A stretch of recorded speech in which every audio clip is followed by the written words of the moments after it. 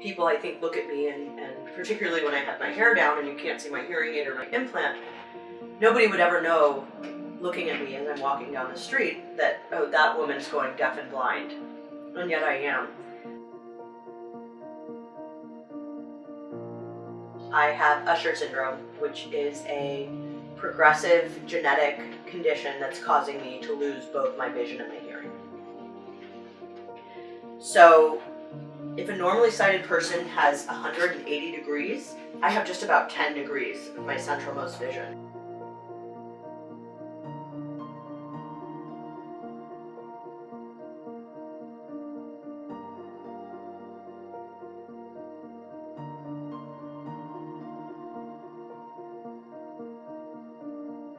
Well, I'm an extreme athlete.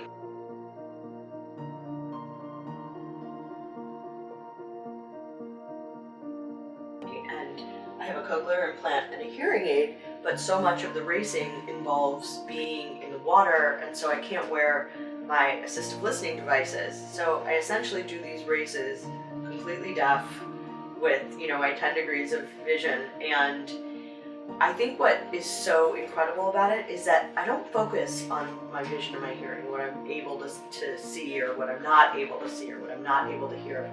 I focus on how strong I feel when I'm actually doing the race, like actually going over, all of these different obstacles. One of the things I've learned due to, going deaf and also deafblind is first sign language, and also tactile sign language.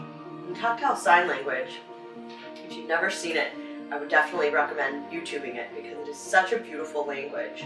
And it's very similar to sign language, only you completely embrace, someone. And so if you're the person communicating, your hands are inside the hands of the deafblind person, and they're feeling your hands and your arms as you gesticulate and go through the motions of communicating. It is such a beautiful thing to watch. So, Usher syndrome is just like, I think, any other debilitating condition or even terminal illness, and obviously we don't die from it.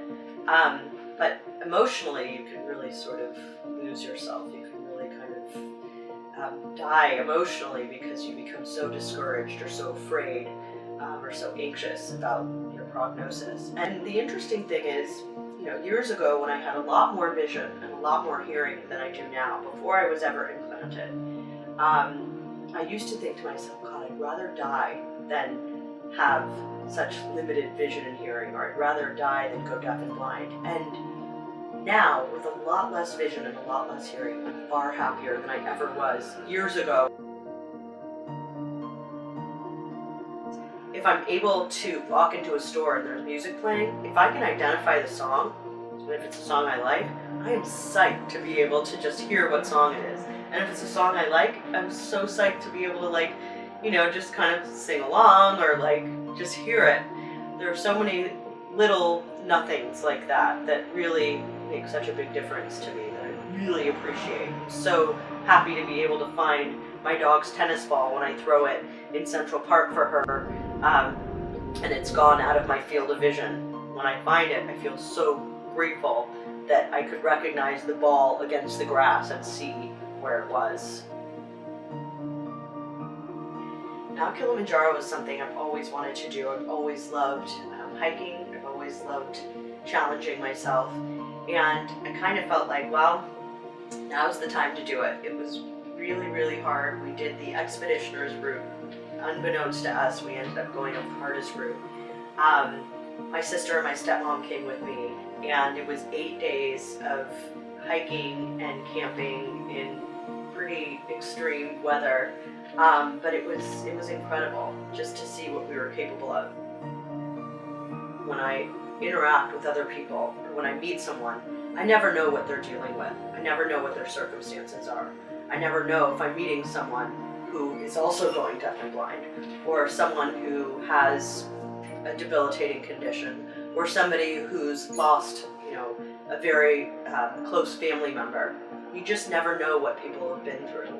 And having Usher syndrome really humbles me and allows me to realize that I really don't know who I'm meeting or what they're going through. So I guess my biggest suggestion to others is when you meet someone, think about what your sort of preconceived ideas are about this person based on what they look like or how they're dressed or how they speak.